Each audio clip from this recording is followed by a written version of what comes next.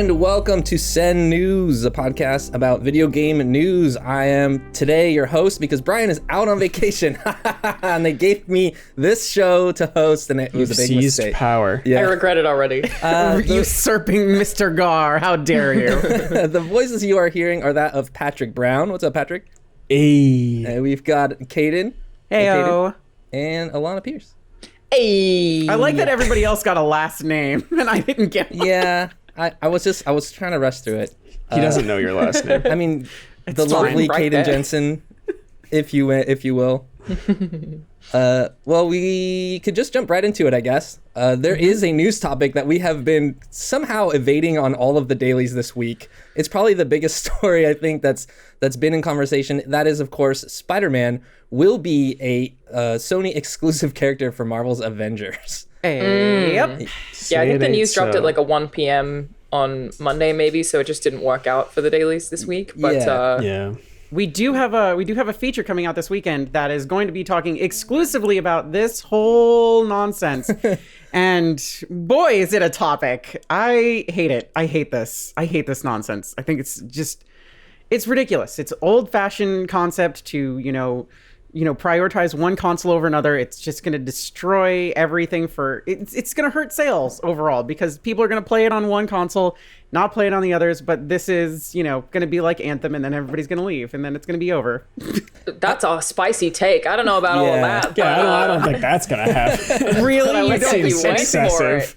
I have opinions about this. Yeah, Evan, so what is the story? Tell us what happened. So, yeah, basically it came out from, I believe it was a blog post from Square Enix or like a press release, basically. It might have been on the PlayStation side. Let me check the story real quick. But essentially they said, hey, we've got something real special for all you PlayStation fans, and it's Spider-Man, and he's going to be exclusive, to PlayStation. There was no messaging language around whether that's a timed exclusive. They just said, this is a thing we're doing for, our loyalist Sony fans. It was on the PlayStation blog. And the headline was August 3rd, Spider-Man coming to Marvel's Avengers exclusively on PlayStation. I imagine that this is going to be permanent, not a timed exclusive. This is a Sony owning Spider-Man, basically. Yeah. And I really hate the way that they wrote this. It starts off by saying, every once in a while, life presents you with a moment where your pursuits and your passions converge. Go fuck yourself. Yeah. No, this is literally just a business decision. Screw you, man. I'm telling you, this is them just being just like, we have Spider-Man. We're going to keep Spider-Man. We're going to use Spider-Man to, make this game only viable on our platform because everybody wants to play Spider-Man. Of course they do. So if you have a PS4 and you have an Xbox One and you have a PC and you really want the full experience, air quotes, you're going to have to get it on PS4/PS5, and it's just I mean, that's what makes it a good business decision. Like, I get why they did it. I firmly agree that it absolutely sucks, though. I think consoles are limiting in general. I think it's dumb. But, I mean, I don't think it's dumb. I really think it'll work well for PlayStation, and I get why they did it. Again, Spider-Man is one of the most popular superheroes worldwide. If this game picks up. Yes, which I am interested to see. Game? I don't understand. It's Anthem. It's a strange one because you have the biggest property, like just one of the biggest properties ever. Yeah. And nobody cares about the game. Mm-hmm. And Crystal Dynamics are a good studio. It doesn't look very good. It's fucking ugly. It is an ugly game. Evan's making sounds. It's so ugly. It's so washed out, and it just looks weird. I don't know. The character design, it just looks so weird to me. This game came out 6 years too late. Yeah, it looks like a PS3 game. Yeah, I think that's some of those criticisms are definitely fair. The art style isn't particularly favorable, especially because they call them the Wall Avengers, like Walmart knockoff Avengers, because they look kind of like the movie counterparts, but they're not quite there. Which would have been a problem no matter what, because it's they don't own the rights to the actors' faces, right? So I mean, that's the all more reason to just do something else with this, and it's and not try and. I understand everybody wants to we'll tie it into the movies. It's yeah, but this era of those movies is way past over, and we're going to be going into something else. Prime opportunity to actually do something else with these characters and explore that in another way, or just not use these same characters. But I get that, these are the hot characters. Everybody knows Cap, Iron Man, Thor, Black Widow, Hulk, Spider-Man. Everybody knows all these people now. I get it. From an investment perspective, it makes perfect sense. Yeah. That's the most popular characters you all know. Let's make this a video game. Right. Like, I completely understand why they've done Agree. it. And I would have been okay with it. When Spider-Man came out for PS4, nobody was saying, like, nobody was comparing it to the movies and stuff. And being like, why isn't this Tom Holland? Why isn't this Tobey Maguire? Whatever. Like, everyone was just like, this is fucking great. This is a great Spider-Man. Nobody's making the same comparisons that they are to Avengers. It's like, it's not like it can't be done. Not to mention, it's like you want those moments of the suits and everything. Cool. Guess what? We're gonna use them and we're gonna put him in his DLC stuff. Here's the Iron Spider from Infinity War. Here's here's the Peter Parker outfit from Into the Spider-Verse. It's like, cool, great, fantastic. Here's Tobey Maguire's outfit because everybody screamed about it for like 6 months. It's fantastic. Those Tobey Maguire fans are fierce out there, and they will always. I know Patrick said wasn't a lot of controversy, but every time Spider-Man shows up, they're like, "This is not my Spider-Man." I mean, I'll do hot takes all day. I'll never go toe to toe with the Tobey Maguire fans. They are completely valid, and that's not a fight that I'm willing to take. Listen, I think that it's important to note also that there was a follow-up story that kind of came out yesterday. Comicbook.com did an interview with I think it's Scott Amos, one of the developers on Avengers, and they basically presented this kind of weird counter argument. And let me read some of the quotes to you. They're kind of all over the place because he's like, because people are kind of pissed about this, right? But basically. He said, so the beauty of Spider-Man and what Spider-Man represents as a character and as a world is, again, it comes back to the relationship with PlayStation and Marvel, Amos said. We happen to be, once you can, it just reads like I hate to draw this comparison, but it just reads like a Trump interview. So he says it comes back to the relationship with Marvel, and essentially he presents this question. He said, we happen to be, once you can execute and deliver, when it comes down to choices of where and what Spider-Man can be, that's a relationship question that PlayStation absolutely has the rights to. That, as you guys know, with Sony's ownership there, and Marvel with Sony saying, hey, this is something we can do. This is something we can do on this platform. And that's a lot, so let me kind of paraphrase. He's basically just saying, if Sony comes to you with an opportunity to put Spider-Man in your game, you say yes. Yeah, of course. And also with a big purse of money. I think that's essentially what he's saying. To what Alanah was saying earlier, it's just like, this is entirely a business decision. They don't care about your feelings. They want you to come to PlayStation because Spider-Man, Spider-Man, Spider-Man. And it'll work. Yes. If I'm probably going to play this game, I tend to play every AAA game. I will now play it on PlayStation. Yeah, well, for it has worked. I absolutely hate it though, and I don't want to support it because, look, exclusives are a bummer in general. It limits the amount of people who can enjoy any given video game, and I am one of the people who is on the camp of being happy that exclusive titles are coming to PC. I'm happy that I can play Horizon Zero Dawn on PC. I think that's cool, and it's awesome for gamers who don't have consoles, who only have PCs, to be able to play that stuff. Basically, my attitude is the more people who play video games and enjoy the hobby that I am extremely passionate about, great. So this particular kind of exclusive is so brutal for people who don't own PlayStations, don't intend to own PlayStations. And I guess my biggest criticism of it is that it, in this instance, doesn't feel like, oh, this one has an extra pack that makes the game slightly better. It feels like we have done this to make every other version of this game significantly worse. Yep. It is ruining the game. Not just like a cool cherry on top. It is actively taking something away from everyone who doesn't have enough money to get a PlayStation. Let's add this shitty cherry on top of that too. There's 30-day exclusivity for certain bonuses that are going to happen, like costume drops and nameplates and all sorts of loot drops and nonsense, and extra bonuses for PlayStation Plus members that nobody else is going to get because they're not playing on PlayStation, or they'll have to wait 30 days for it. So there's even more of a stack against everything else. So it's like, hey, check out these new costumes we just got. Well, I just got.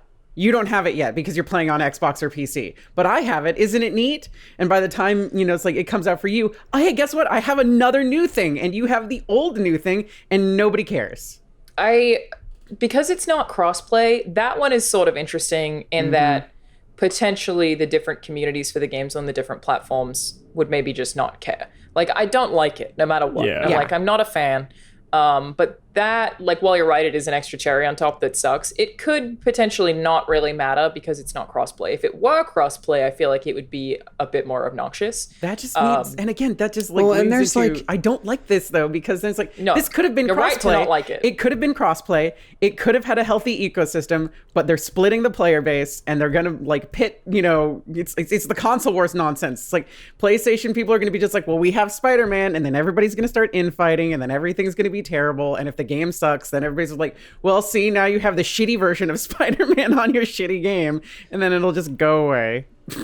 It's not pleasant. It is not. No. In agreement. And what they've really done here is like PlayStation has basically just saved themselves a bunch of money by, instead of having a first party exclusive developed game, they just spent a much smaller chunk of money to make people think that Avengers is kind of genius. Yeah. So They did the instead same of thing like, with Destiny. I don't know how this would have worked financially, because usually when this kind of thing happens, you assume that money changed hands, that someone spent money on this. Yeah. That isn't necessarily the case. And I don't know who the money may have come from. It may have been Crystal Dynamics trying to get Spider-Man from Sony, and then Sony being like, well, you can have Spider-Man as long as it's only on the PlayStation version. Like, I don't actually know what finances would have been, because I remember when Fortnite was in Endgame, I was like, Jesus, how much money did Epic pay for that? Yeah. They didn't.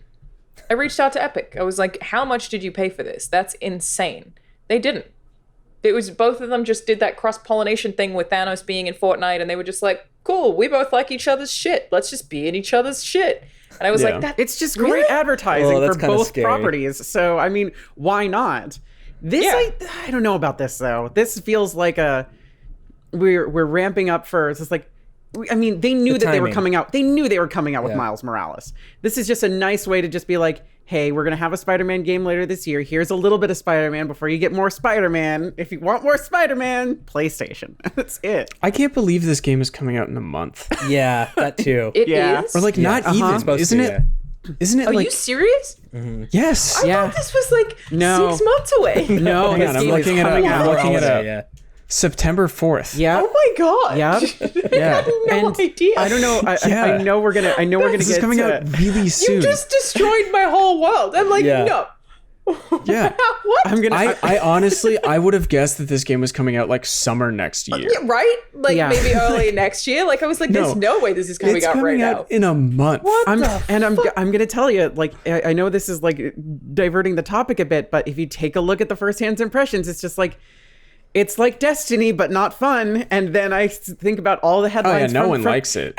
Immediately, those headlines, like, alarms go off. I'm just like, I've heard that before. And it's the Anthem alarm. It really is. It's just like, it's like Destiny, but not fun. And it's just... So is this like a looter shooter? Is this something where you're like, it's supposed to be an It is online, it is a play with other people? looter It is shooter actually beat 'em up. absurd how little I or any of us necessarily know about this game.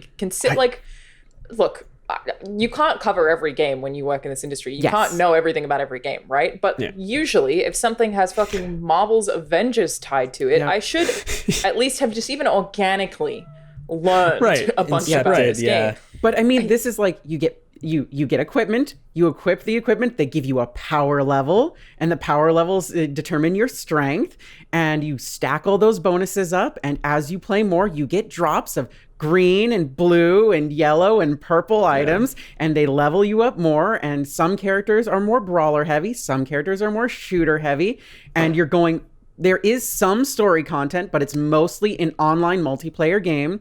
So what does that make you think of?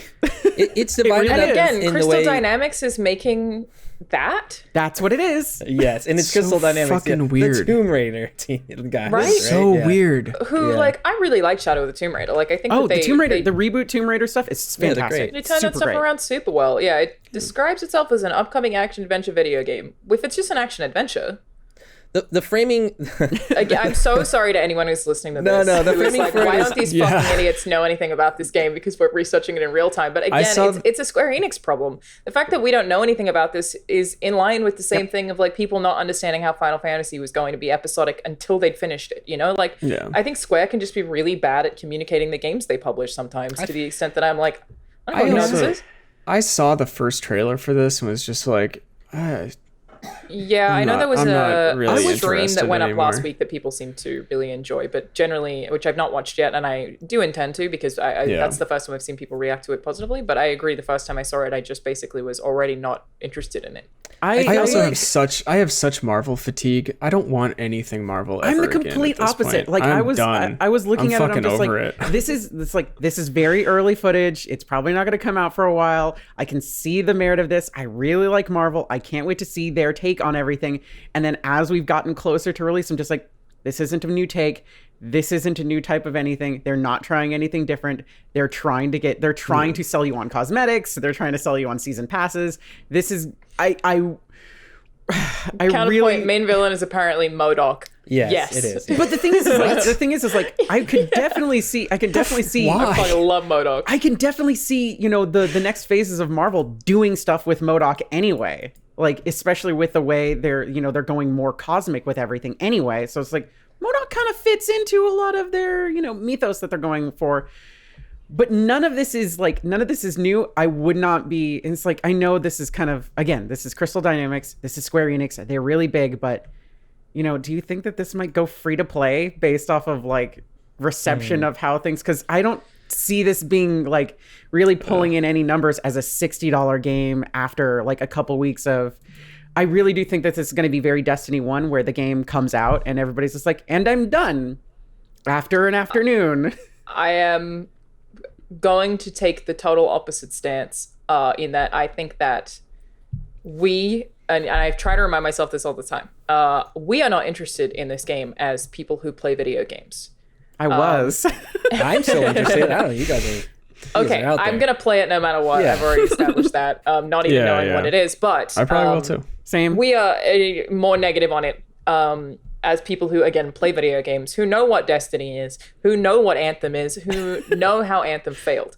You have to remember, and I remind myself of this all the time, that the general video game playing public is billions of people who have never seen a trailer of this game, who don't care about how it looks, who just walk into a store and see Marvel's Avengers, oh my god, it's a video game, and buy it. Yeah, easy. Yeah. Those are the people that they target, not us. True. I think this game probably will sell quite well based on the license.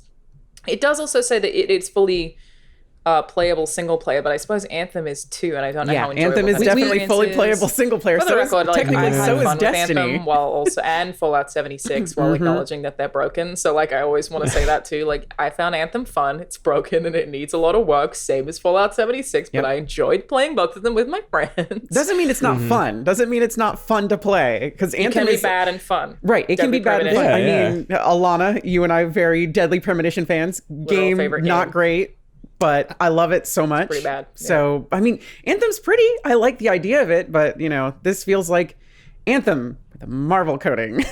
I agree that the license of this game will carry it hard. Like, there's no doubt about it. I think we even talk about it in Kdin's feature. And I think I know what this game is supposed to be. Like, I got to play a slice of it at PAX, and it felt good to me. Like, it does have a very like Destiny 2 format, and the way that they're breaking out the way the mission types work, the single player campaign stuff is completely separate, and it's exclusively single player. I think, interesting. in that way. There's definitely missions that are like that, right? And then there's others that can be or can't be. So they're curating it in a weird way. But the problem, I think, and what's like setting off the Anthem alarm is basically like this game is like 5 or 6 games in one with all the different character abilities, the way how different every character plays, like what they're trying to do with the looter aspect of it, where we've seen games come out and try and do this and fail. It just seems impossible. So I'm really anxious to play it, especially given how little we know, ramping up to September 4th apparently.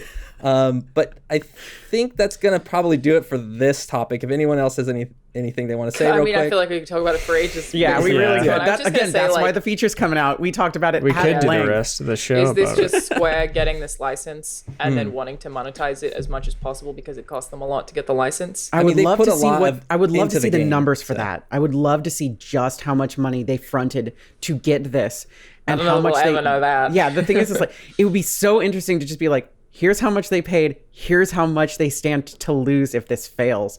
And I'd love to see it full because of microtransactions, right? oh, it's completely full of it. It's, I mean, again, it's one of those things that, like, yeah, I mean, grinding for stuff like that, but it's going to be full of cosmetics. I mean, you have legacy costumes and season passes and, you know, all sorts of stuff that they can go into. But Evan, on the topic of things costing a lot of money, infinite amount of things you could add.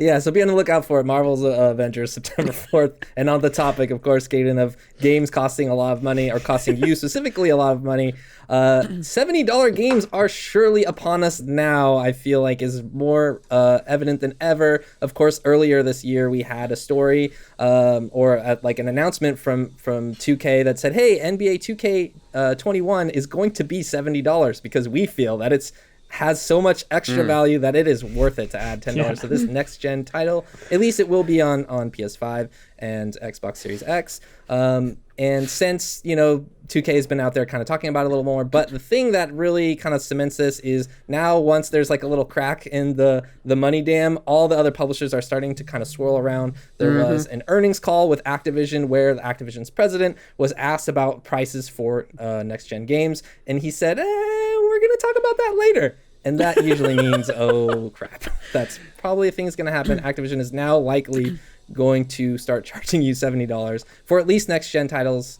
And that probably won't, I don't think that'll feed backward into the current gen, but how are you all feeling about this? I mean, $70 for the new Call of Duty Shoot 'em Man? Yeah, sure, why not?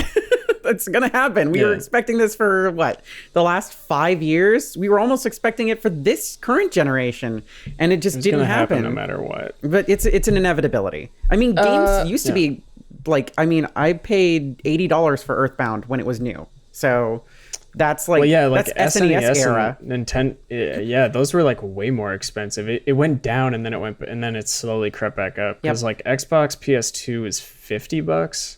That sounds about right.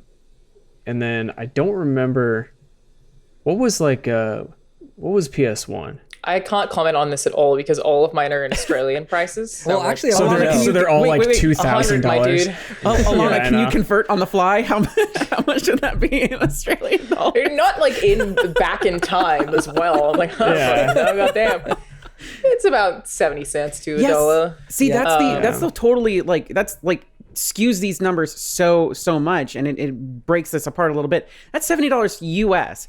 I mean, Australia's been paying $100 for a game for a long time, and this is just going to skyrocket it more. When this, that's exactly it. Like when this price hike comes, and Activision, and now we're all looking at Square, we're looking at Ubisoft, and hopefully Sony and Microsoft are going to be like, okay, well everyone else is doing it. Because Microsoft won't do it. Okay. I don't think they will. No, everyone else might. That's a little bit of a relief. Yeah. I don't know about Nintendo. I don't think Nintendo would either. They're just like, they're very firm with their pricing. They very rarely fluctuate. You can try to sales. Nintendo's different too, for sure. Yeah, Nintendo's try to buy a new copy of Metroid Prime, and that thing is still going to cost you $60. Well, the thing is I mean, that's people. That's other people selling it. But like, I mean, like if you bought it from their store, they would be like, hey, give us $60. I mean, hey, it's a Metroid title. We're not going to discount that. That's our first party title. Why would we? Pikmin 3 Deluxe. They don't discount games that have been out for like 10 years. They just re-update them, and it's like, okay, this is $60 forever. The biggest sale for Nintendo first party stuff, $5 off. This is a very interesting conversation, the value one, where at this point, collectively, I've probably spoken to 50 different developers or publishers about the value of video games. And it's a different answer from every single fucking person you ask. So the $70, no matter what, is an arbitrary number. The way that you value something is just, what do you think people will pay for it? $70 doesn't mean anything. It's not they need $10 more to pay for rising costs. Garbage. Throw it out the window. It means literally nothing. In some instances, having an extra $10 would potentially help a team, but generally $70 is a number effectively pulled out of the air just based on the market data. How much they think they can get away with. We will pay $70 apparently. I will. I hate it, but I will. And they know that, so that's how they get their prices. But the devs often speak about how increasing, I guess that's more publishers than individual devs, but increasing the cost is necessary because game development has gotten so much more expensive. Same token, games are selling more than they've ever sold before and are heavily monetized in ways that they have never been before. Yep. Obviously, when you have a $70 game that also has microtransactions, we know from Ultimate Team that you can make most of your company's total revenue at EA. The goddamn share that just Ultimate Team has, which is also something that effectively costs them very little money. They don't have to market it because you're marketing it to people who've already bought the game in the game digitally. You don't have to print the cards. They're already in there. Like, it's just... Oh, you are frozen, Patrick. Yeah. Deep in thought. It just they make so much money that you can't tell me that EA needs to spend or needs to charge $70 on a video game when I know that FIFA Ultimate Team can fund everything that they make until the end of time and that they shouldn't have closed Visceral and we should get more Dead Space. Sorry. Yeah, it's like you're like a strobe light right now. There are instances where it kind of is true. Salaries are increasing. Things haven't adjusted for inflation. So it's just so difficult to say if video games are priced correctly or not. I fall in the camp of, I think that gamers are being charged absurd amounts of money because people like Bobby Kotick are making however many million a year. The other Blizzard employees aren't getting shit. Like, how about use that and actually pay your employees? How about we do that? It's like, if that $10 extra, you know what? Increase games to $100 if that money is actually going to your developers. I'll happily pay whatever, so long as you're actually paying your developers a fair share of the money. You're not going to, so I'm going to be pissed about it. Or literally anyone else than Bobby Kotick. Like, just give anyone else that money. Like, put that anywhere else into your company to make it better or make a better product. I would agree, but I don't think that I should have to be paying for Bobby Kotick to keep his salary. No, I take agree. some of his fucking money and give it to the other people and keep my games the same price. So, like, it's there's so many sides to this argument, and again, different devs I've spoken to have completely different points. Like, Cliff Blazinski is absolutely on the side of no, games should have risen in cost. And he obviously has a wealth of experience in publishing games and a failed studio. Like, you know, there are different, it's not a dig like Cliff, but there are like absolutely different sources for this saying totally different things. But my head has always been, and again, from the maybe 50% of people in the industry who would agree, is no, you are ripping... You're trying to get as much money out of video games as you possibly can, and you're still... Jesus Christ, Patrick. You just realized that? Yeah. And you're still paying your CEOs $40 million annually and not paying your QA testers. It's just... monetarily, I really don't like the way the games industry functions. Yeah, no, it's a nightmare. And honestly, it's not just the games industry or anything like that. The animation industry is extremely similar in that respect of just like, we're not gonna pay people properly. But guess what? You know, General CEO Man is going to get, you know, hundreds of millions of dollars because he's General CEO Man and he does General CEO stuff. I mean, of course you're going to pay him so much more money. Instead of, you know, the trickle-down effect of everything, which it should exist, where it's like, you know, if this person's getting paid more, then everybody should be getting paid more. That means you're being a success, but it doesn't work that way. And it just highlights the overall issues of the entire industry, and again, many industries, that it's just like, the people at the top are being paid a lot of money to do... ? Meanwhile, like meetings. Meanwhile, like the people who are actually actively developing the games that you love, the games that everybody plays, you know, pouring themselves into, you know, testing it and putting it together and making it an enjoyable experience, they're not being paid properly, and this $10 price hike isn't going to help them at all. And it's just a shame. You can't tell me that Activision or 2K / Take-Two, who again fucking shock cards. Yeah, how much money $10 more. How much money does GTA 5 make in microtransactions? Just like, they generally try not to share all of the details, but I believe it's the most profitable amount of money. Yeah, after Ultimate Team, like it's absurd how much money they make. And it's like, again, like I want to recognize that there are instances where there are studios where I do think they've had troubles with inflation and the rising cost of development. I'm sure it's more difficult now that a lot of people are working remotely. Like, there are definitely complications that I don't want to take away from those teams. But these two specifically, 2K and Activision, it's insane that shut your goddamn mouths. Just for how much did information? 2K doesn't make FIFA, but do they? No, that's EA. Okay, you're right. But 2K is Take-Two, NBA so that's Rockstar. Rockstar and 2K both make NBA. so much goddamn money. Yeah. According to this, we do know that GTA 5 managed to make $595 million in 2019 overall. It's like, Oh my. How old is this game now? How old is you don't GTA need 5? my $10, you son of a bitch. Yeah, How when did it old come is out? GTA 5 now? 2013, right? It was 7 years. 2019. And 2019, it made $600 million. GTA 5 came out, 2013, right? Yeah. That's 6 years God. later. It's still making Yeah, so bank. how much money has it made, that whole time? And it's going to continue to make money. And, I love GTA. I play GTA 5 every week, too. Yep. I'm a part of that. I'm not taking that away from it. I'm not saying that game isn't super fun. It's just you aren't the company that needs this, and it's not going to go to any of the things that I'm concerned about. Right. Nope. The point is just that you know that I'm going to do it. And I always want to bring that up because I feel like anytime this discussion comes up, there is a part of the games community who will say, but, what about the poor dev who need the poor money? I'm like, I mean, of them do. do. Buy an indie game how about twice them? if that's what you care about. It's my favorite thing to do is as soon as anytime a game comes from another platform to the Switch, I'll absolutely buy it again, especially for it's like hey, this indie game I was playing it on Xbox. When it came to Switch, I'll buy it again. I did it with Shovel Knight. I bought it on every platform because I love that game so much and I just wanted to support them. A lot of indie devs have had a lot of success with that. They're also people have reported a lot of success with Game Pass, where their games are on Game Pass and then their sales increase even when they're off Game Pass because then more people know about their games. It's stuff like that is really good for indies. The Switch has been fantastic for indies. I know there are some that someone just reported this morning. I was reading. Certain indie games because the eShop is a little bit too flooded now. Yeah, it's a little having a little bit of trouble finding their footing, which is a huge bummer. But for games that are ported to the Switch, for sure, and that's the thing. It's I'm not going to let you try and tell me that any Activision game needs to be $10 more. But if you feel that way and you care about devs, just go buy an indie game you like more than once. Also, Nintendo tweet about it. Also, Nintendo fix your eShop so things are actually fucking searchable because it is a absolute mess. Nintendo fix an online service. I know. Yeah. I'm asking for miracles in 2020. That's a terrible idea. I definitely want to give Patrick a chance to express his disdain for our corporate overlords. Go for it, Patrick. Roast him. Wait, what?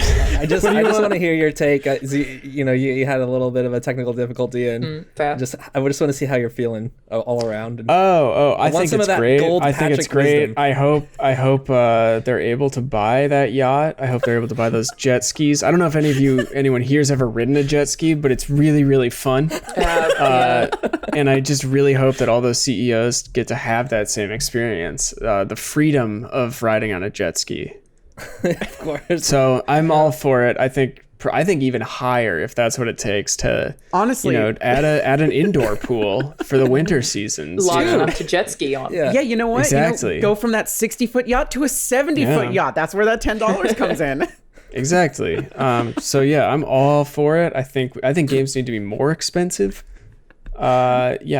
Across the board, everything needs to be more expensive, I think. I think that's a pretty good, pretty good wrapper for this conversation. I tend to agree, Alanah. I think, even if the argument is in good faith that developers could use more money, inflation game prices haven't changed forever. I think the fact that, like you kind of mentioned before, that Activision and 2K are the ones ushering in this new era of higher priced games. If you think review bombing and people angry about small features is bad now, wait until I have to pay an extra $10 for Call of Duty and it's not as good as the last one. I think stuff is going to get real ugly out there at the beginning of this transition, and of course I think people are going to feel hurt if Overwatch 2 or Diablo 4, games that we've already seen trailers for, know are coming, are now going to be $70. I think people are going to be looking at those trailers and those demos with a little bit more detail and be a little bit more offended about it. But the sad bad news is that these companies don't care, and I try to express this where I can, is that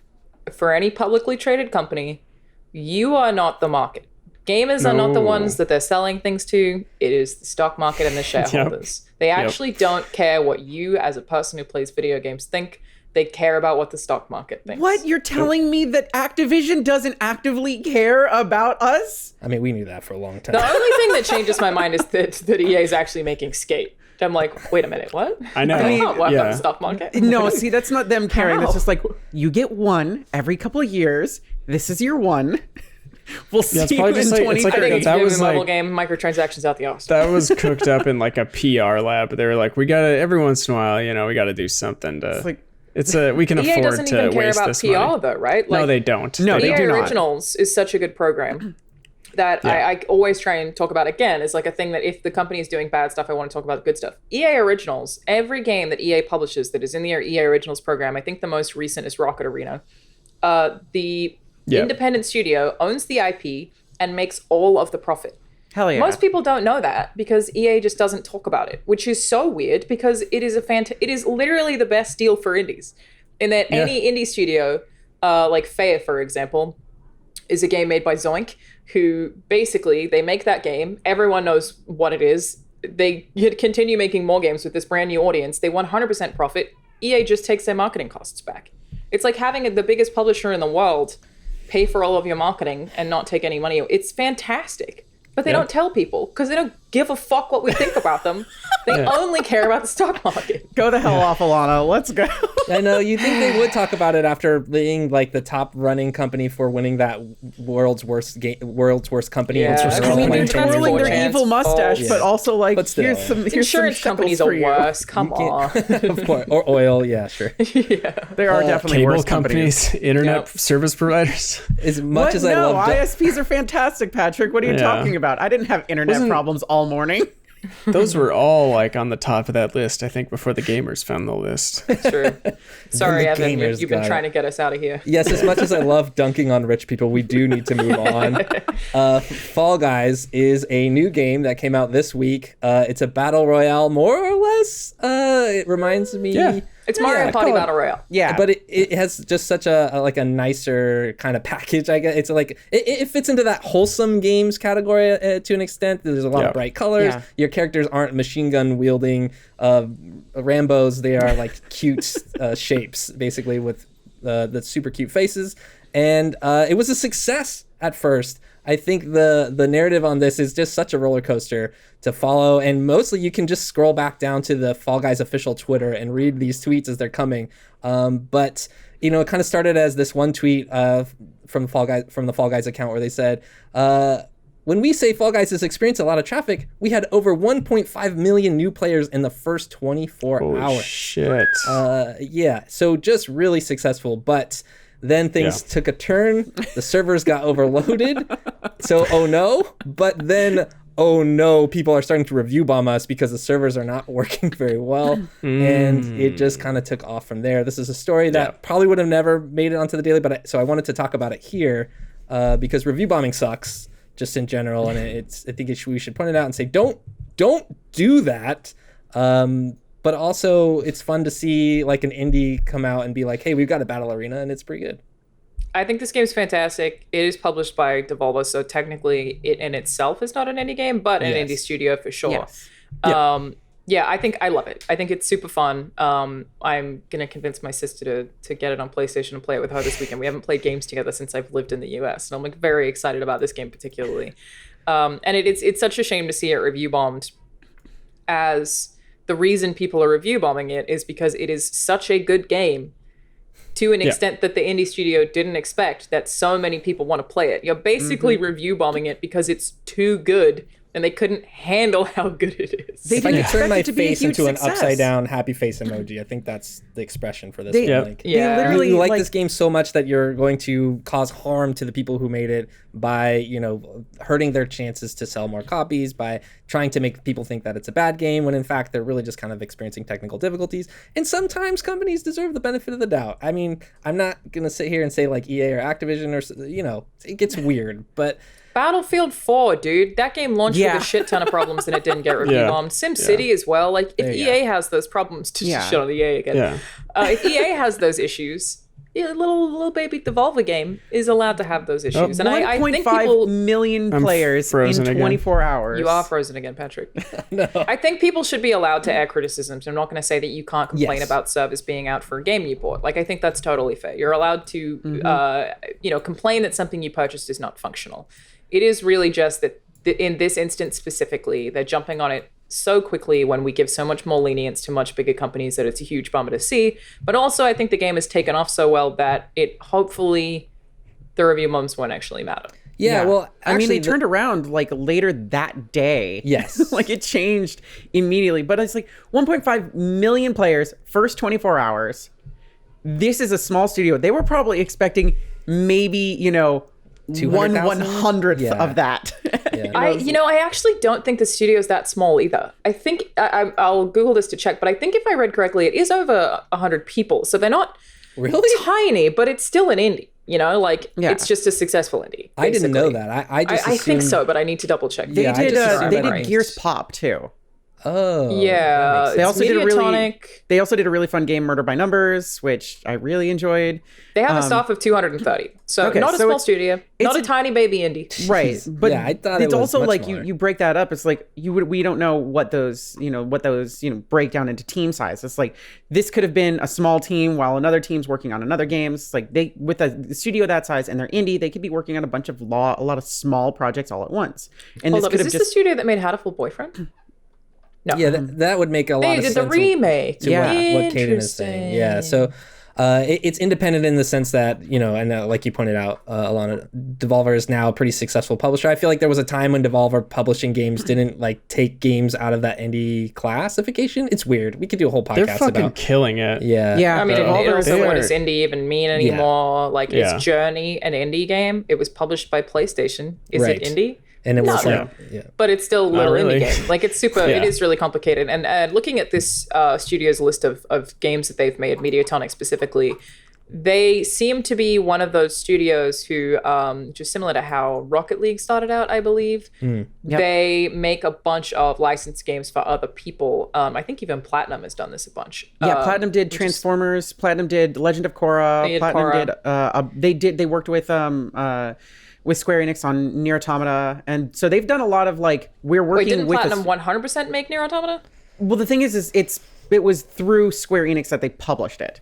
Right. Yes. So it's like- but I think Nier was literally Yoko Taro's idea. That It they was just Yoko pitched to a Taro's idea, publisher. but it's still one of those Yes. things that's like we're working with big studio to make thing in a lot of different ways. So they have a lot Right. of like fingers in a bunch of pies. But yeah, this one's like When it comes to licensed games, basically my point is this is how these little studios make a ton of money to then make the thing they want to make.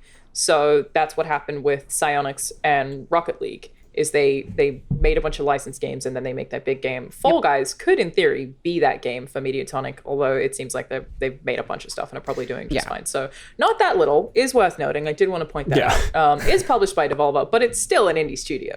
I still want to see them succeed and have a good time and succeed in a landscape where the most popular games are Fortnite and Call of Duty. yeah, it's Yeah. nice to It is see. it's nice such to a see clever something way new. though to get into that niche of like the battle royale thing, the like super competitive but highly streamable, very entertaining to watch because they have like, I mean, it's got that very cute, goofy looking aesthetic, but it also taps into that like, did you ever watch like MXC? It is MXC. Yeah, It's- it is. Takeshi's, Yeah, I think it's like absolutely. Takeshi's Castle was the original version Yeah. or something.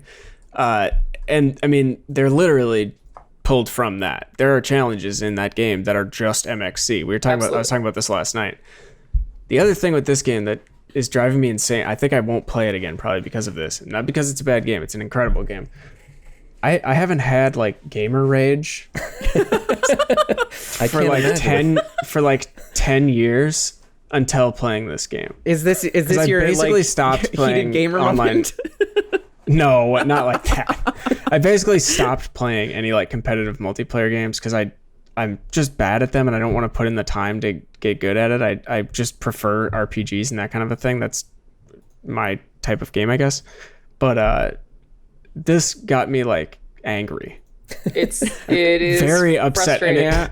Yeah. when you're playing as like a little hard-boiled egg, it's fucking ridiculous to get that upset over it. But I got so mad that I like freaked my cat out. My I cat keep was thinking, like, can you imagine if this game had universal voice chat? How bad Oh it would no! Oh, I saw you streaming it and talking about that the other day. the Alanah. most frustrating part is like when there's just an entire crowd of people and they're like knocking each other over and you can't get through because 40 other players are all trying to cram into that one little area. be. Or And they it's like, grab you. just fucking move. I just uploaded a video about it this morning, and the first comment that I can see, having not read the comments, is I rage uninstalled the game twice already.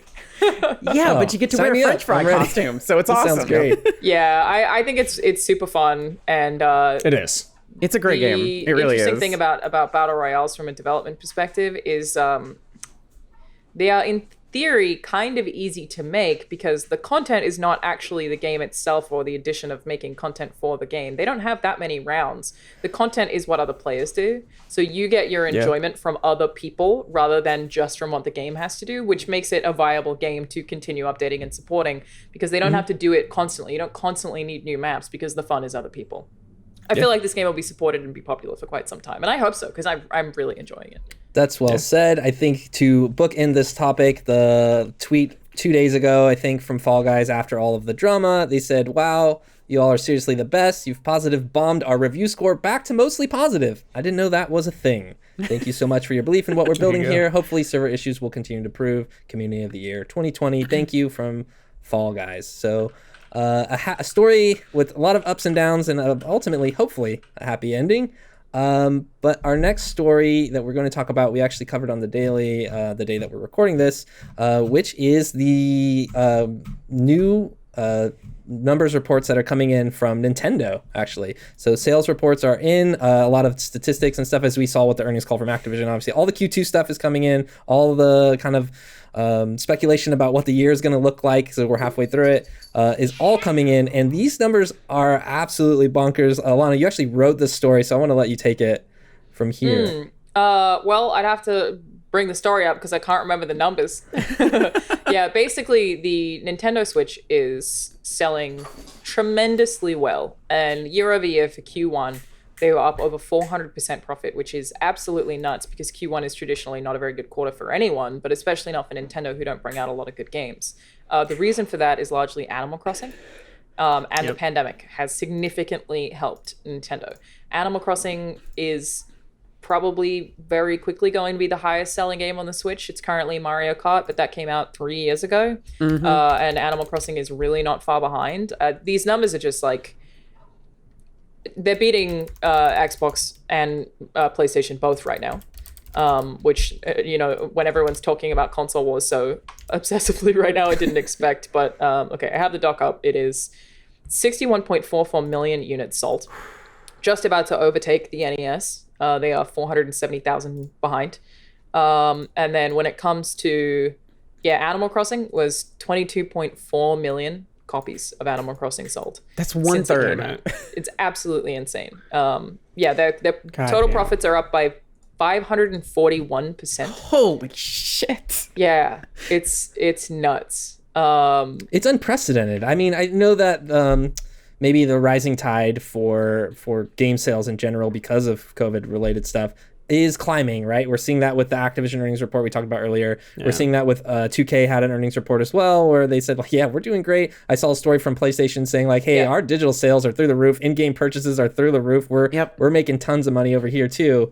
But this Nintendo one just kind of takes the cake in terms of, I think a lot of people on Twitter were also mostly surprised, people in the industry, about how well, we knew Animal Crossing was big, but I think it's already surpassed like Super Smash Brothers. It's one of the best selling titles. It's in the top 50 best selling games of all time. Yep. Already. And it's coming for, I think Mario Kart's number one right now, but it is coming for that top spot. Were you surprised? Is anybody surprised here about Animal Crossing? No, not at all. I mean, considering the timing of it all, it was a lightning in a bottle. It was bound to happen. I mean, in any other circumstance, I don't necessarily think that this would have done as gangbusters as it did, but people who love Animal Crossing have been feral for a new Animal Crossing game for a very long time. Every single Nintendo Direct, it was just like, give us Animal Crossing, give us Animal Crossing. And the moment they had that little bit of trailer, people exploded. There was news stories everywhere. People were talking about it. So, but again, thinking about what Alanah said earlier, it's like, yeah, that's games though. That's people who absorb and love and cherish and exist in games consistently. But for context, lifetime sales for New Leaf, 12.45 million. Yes. That ain't enough. No, not at all. Hit 22 million in 3 months. Right, and exactly. It was not fans that were playing this. No. It was friends of fans and parents of those fans and kids or whatever. It's all word of mouth stuff that happened. It's just like, well, we're stuck in quarantine. I can't see you. And it's like, well, I'm playing this game that I can come and visit your house with my little person, and people have been doing weddings. People have been doing talk shows. Talk shows. It's People so have been much doing. fun. There's nothing to do. It's just chores. I did. And Patrick, there's a 20-minute cutscene every time you come to my island. I so glad disagree you're here, entirely. There's so much fun to be had in Animal It's Crossing. great. It's okay. I really do equate a lot of the Animal Crossing fun to Minecraft, where it's like at its basis, it's like you do a bunch of stuff, you get a bunch of things, and then you're done. But it's what you make of it. And again, people have been making talk shows, people have been making game shows, people have been doing weddings, they've been having family reunions, they've been doing all sorts of stuff, and this is where all that, profit comes in. It's like you get to spend time with people who you cannot see right now.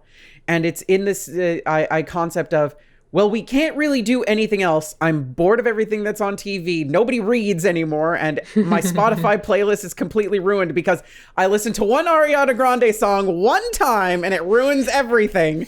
But, it's like, this is a new outlet for people. And there's new eyes on the gaming industry because it's like, oh, I get to go outside, but I'm inside? Of course I'll do that. I played a lot of Animal Crossing. I haven't touched it in, honestly, a few weeks. Like I think I said earlier, I'm scared to go back because I'm worried they'll hate me.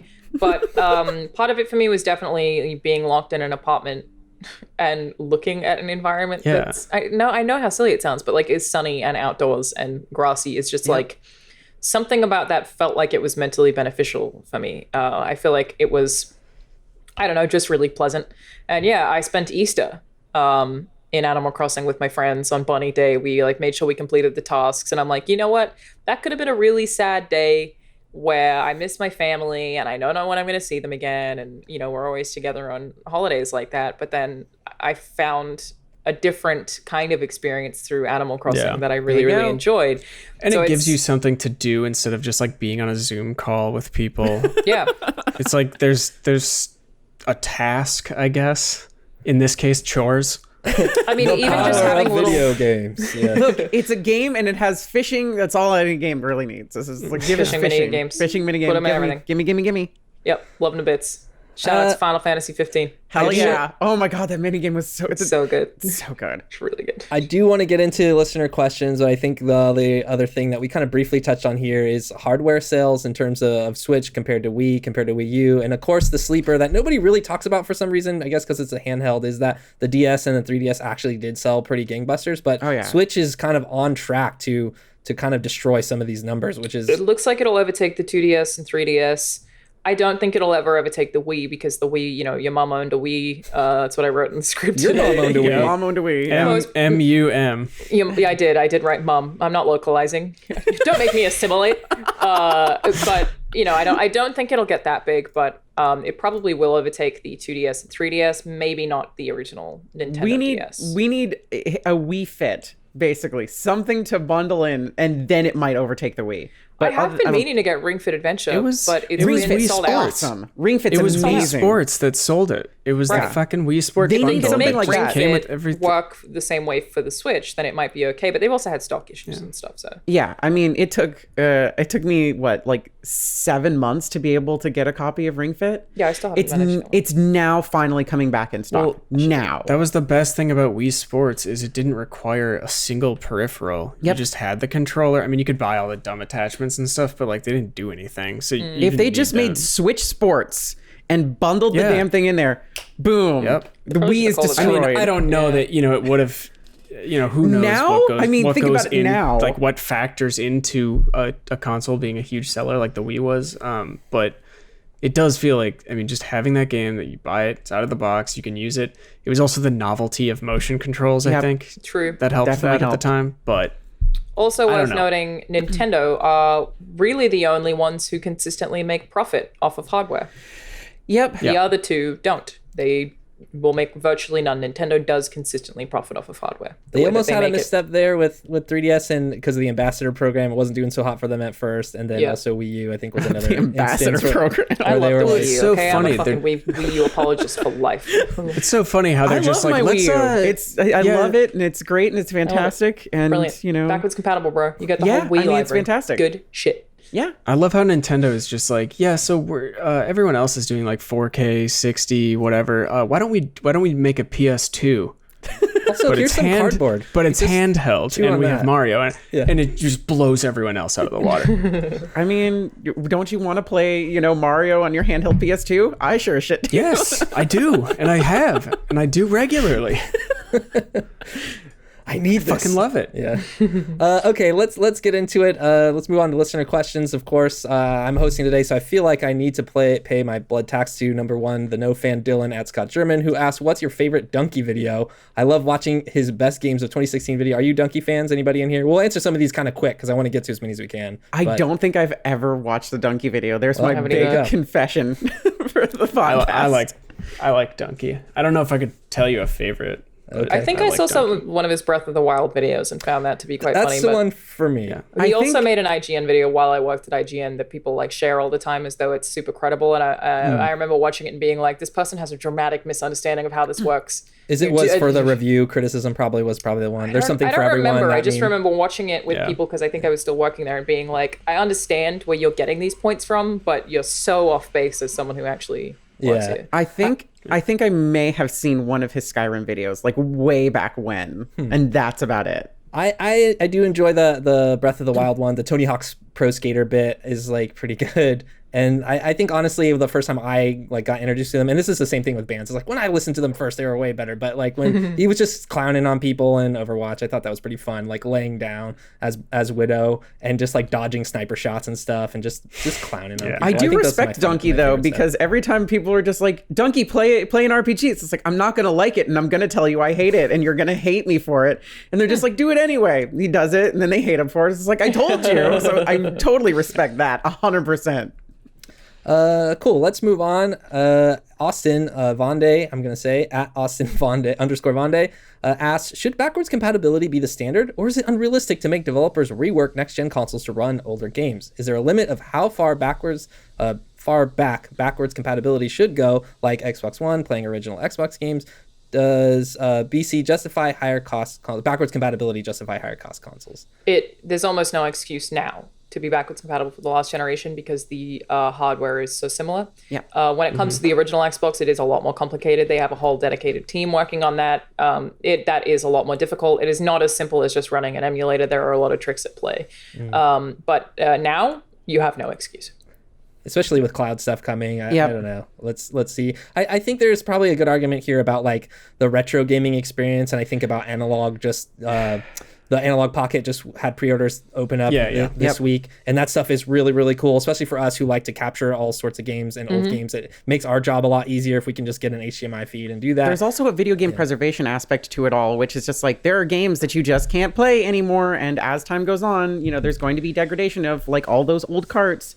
I keep talking about it, and it's it's not going to get any younger. Eventually you're not going to be able to play Earthbound on something, or you're not going to be able to play, some of those more niche games. It's just not going to happen because they're just going to disappear. And it's the fact that Nintendo, and I'm going to call out Nintendo on this, they don't have that eShop anymore. They don't have any of that. They have this Netflix thing where every once in a while they'll throw an NES game or a Super Nintendo game on there. It's that is not even 1/1,000,000th of, all the games that are on there. And games are going to start disappearing. It's just going to happen, and you're going to miss out on your favorites. They won't disappear because everything has been everything is downloadable as a ROM until Nintendo sues everybody into the they're gone. Ground. They're gone. Yes, a lot of those sites are gone, especially a lot of the ones that had that and again, Nintendo Alanah, heavy are to straight Alanah's up point, gone. illegally. But yes, illegally, but it's not hard to find. It's not hard to download. Patrick, I think they'll keep doing it because they make so much money from it. Oh, I accidentally deleted my background. Yes. Patrick, is backwards compatibility an important feature to you? Do you think you need it? It's convenient. Yeah. I'd rather be able to do it that way than download ROMs. But at the same time, I'm perfectly willing to fucking. I don't get no one is. I'm sorry. I don't really feel bad about downloading something that came out 40 years ago.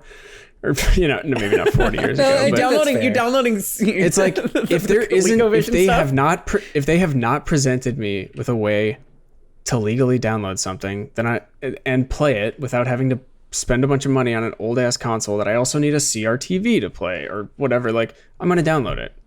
Totally. That is how most piracy happens. It's not actually a money issue, it's a convenience issue for the most part.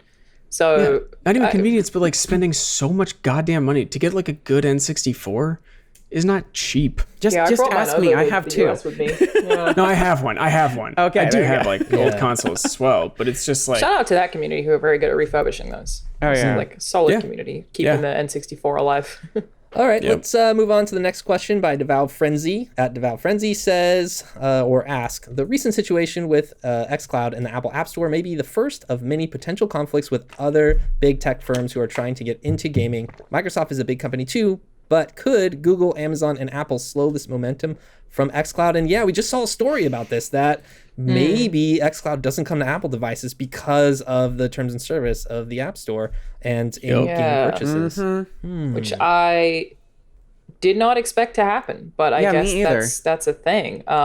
So if you don't know, pretty much everything that runs through the Apple Store requires like a profit share with Apple. They get cut. And it's the same with like Amazon with Fire TV, with Google Chrome, things like that. It's the same with the Windows Store and the PlayStation Store. Yeah, there's a little bit off the top. That's why certain streaming websites won't be available on streaming platforms, even though they're available on every single other streaming platform. You know, maybe it's not on Roku, maybe it's not on Fire TV, whatever, Chrome. It's because they have these weird deals where they have to pay a certain amount of money and they can't agree to terms. Sure, it's the same thing here. Yeah, it sucks. I think the Apple Store has been very bullish about this. It's the reason that the Steam app also kind of sucks on iOS devices. And I mean, for some of us, like that will be enough to convince you to drop out of the Apple ecosystem, because being able to have access to your like Games Pass library on the go, like anytime you want, or xCloud library, is a really cool feature. And if you love games in that way, I think it's maybe you just pick up like, you know, a Wi-Fi enabled Android device or something. Yeah, I was gonna say, it's like I have a burner Android phone. I'll just tether it to my iPhone and then I'll play it on that and be done. I know what I was with it. thinking of doing too. Is I've got this Razer gaming phone that I think that I'll probably use, but it sucks. I wish I could do this on my iPhone. It's such a bummer. It's like, just be nice to each other. Come on. let gamers play games. That's all we want to do. We know the corporations don't care about that, Kdin. I know, but it's like, I know. I'm asking make a big money. I'm asking for nice things in 2020. I know it's a terrible idea. I know they're not going to do it. Be doing that. I can't. I wonder if there'll be some kind of like mobile like browser workaround the way there is with. So I don't know if you've ever done this, but with the Kindle store on iOS, you can't buy anything through the Kindle app. Right. Amazon won't let you because they don't want to share the money. What's up, Waylon? But you can go to Amazon in your browser and buy stuff. Yes. On the same phone. It's just you can't do it through the app because the app goes through the App Store. Oh, I'm so sure there's going to be. I'm sure that So I the do hacking wonder if scene is there's going to like figure something out in like a minute or two. There's always somebody figuring something out to like weasel one around the big mega corporations. And you know what? Hell yeah. This happened with Comixology when Amazon bought them up, and you can no longer buy your comics like through the Comixology app, which is just wild. They had to change everything over. Yeah, that kind of ruined things for me, to be honest. That's what I was doing. I mean, it was just easier for me to amass all my Marvel and DC and IDW stuff in there. It was just so much easier, and then that functionality got taken away, and I bought less comics on it because of that. Yeah, I could see the browser workaround though. That stuff's getting really good. If you're going to be able to do xCloud stuff through a browser, I could see them being like, "Hey, here's the Microsoft browser on your iPhone. Oh, whoops, this actually connects to xCloud. Have fun." Oopsie daisy. Yeah, so hopefully that's the way. But let's move on to the next question, which is from Mason at Basil Spice asks, should DLC content be revealed before a game's release, or should it be a teaser announcement? Comparing Marvel Avengers Hawkeye and Spider-Man DLC announcement months before versus Witcher's 3 promise of DLC by the following spring. I guess what this question is really kind of asking is like, do you need to know, should you have more information about what's in DLC content, I guess? But wait a minute, it's not months before. We just went over this. That game comes out in less than a month. They just announced both of those things. So, I think that it can be shitty if you... I don't know. I think this one's sort of on consumers. Here's the thing. If you buy a season pass and you don't know what's in it, you bought it. that's your fault. Like, I feel like it shouldn't necessarily be rules about DLC because it's opt-in. So it's up to you if you want to buy it or not, rather than them making you buy it. Not to mention, So they don't. This is also sometimes they just don't character DLC. Yeah. It's not like big story DLC. This is adding a character. Yeah, like in the concept of the Witcher's DLC, that's like huge. It was huge DLC, and they didn't even probably know the full scope of things until like months into development, and by that point, you know, they're already working. It's like the game's released, and it's like, well, we don't have anything we can cut for this right now because we're still working on whatever this is actually going to be. There's working titles and stuff like that. They want to say it's like there's going to be DLC. We can't tell you more about it because heck, we don't even really know. I still think Blood and Wine is the best DLC I've ever played. It's absolutely incredible. So good. Yeah. Blood and Wine and Minerva's Den are probably like side by side for me. I loved Minerva's Den so much. The Bioshock Infinite DLC, Burial at Sea, was also really good. Yeah, it was super Burial interesting, but yeah. Subverted my expectations very well. I want to do 2 more questions as fast as we can because I know we're running on the clock here. And the first one is, I think, kind of applies to some of us who've been in games for a while or working in post-production for a while. And Paul David asks, @Paul DS asks, what are your thoughts on G4 returning? Did any of you watch G4 when it was on? And what do you want the rebranded network to show and look like? Quick answers for this one because I want to end on another question. As an Australian, G4 did not air that I know of. I know nothing of G4, any of those hosts, or anything about that entire network. Sure. So no Morgan Webb, no. Literally Adam, none of it. I only learned of it like when I got here. People talking about like Morgan Webb as someone who was on G4, but I'm like that. I couldn't even tell you what she looks like. That Not means even literally assess, nothing huh? to me. No Adam. I mean, I know Adam, but that's through a different thing. Yeah. I mean, like half of Funhouse worked there. Yeah. I don't know if that's They were on public Attack knowledge, of the Show but too. they all worked there. Yeah, my old GT boss also was from there, and Jeremy go. Hoffman, who was running Game Trailers TV, was also from G4, and Yeah, I is had now bosses at IGN who were from G4 as well, but like I never saw it, didn't know any. I don't know where it aired. I don't know what it was. Fucking nothing. I feel like a lot of people who like are it's like my age, a little bit younger. It's just like we all watched Attack of the Show. We watched G4. It's like I want to do that, and now we're doing it. It's like, yeah, all right. So we're already doing it. I mean, it's going to probably be very similar to what everybody else is doing, and I don't think it'll succeed for the record. But we'll see. It's bringing back a brand, and that's fine. I'm all for it. And it's just like if they have some new ideas and they're going to bring stuff to it, then you know what? More people in the industry doing some good stuff. I love it. I want to see it. Of course, that news comes hot on the trail of the didn't Venn watch network, it. which is supposed to be like a 24-hour gaming network. So for the record, Venn offered me a job. I went pretty deep with them on hosting a morning show, and I would have been still allowed to work for Inside Gaming and Funhouse. It would have been super cool. I declined, and I'm happy to say this. They're all very cool people, very nice, in part because they had just absurd contracts that basically they were treating me like I was fresh out of university with just like a crazy amount of money and 3-year-long to 7-year-long contracts, which is like regular TV contracts, but you're not making TV money. Also the biggest thing for me was their response to COVID was just not good. And I saw basically I was like, okay, well, I'm not going into a studio until everything is deemed safe. I refuse to do that. That was really the reason we said no. I was like, I'm not doing this.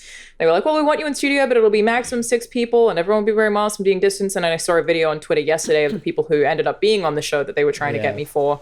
No masks, meter apart. And I was like, fuck that. Very glad I didn't do it. But very nice people who are very passionate about what they're doing and definitely genuine quote unquote gamers. But I also don't feel like that will probably work. Yeah, I can confirm that as well. I have friends needed. at Venn who are also in studio at least 3 days a week.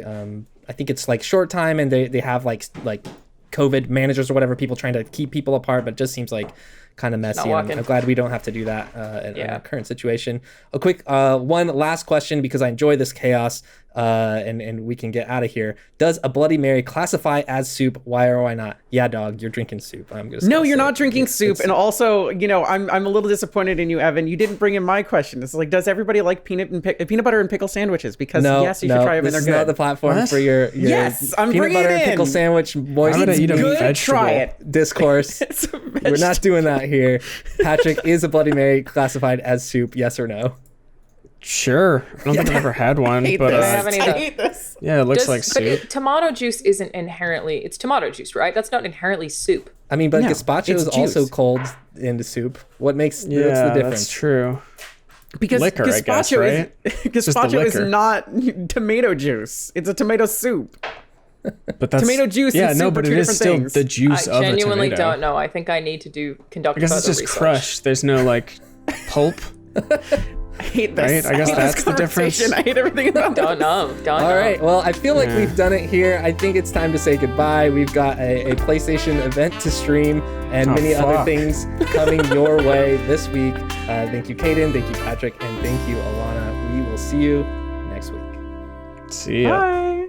Connor had some ideas to talk about Halo. So Connor, tell us. You have a lot of Halo thoughts. Please share them. has I have- ideas. Some Halo thoughts. Okay. I got, don't build it up too much. I don't Well, want to be. too late. Oh God. Okay. No, I mean, we obviously talked about Halo last week, but it's still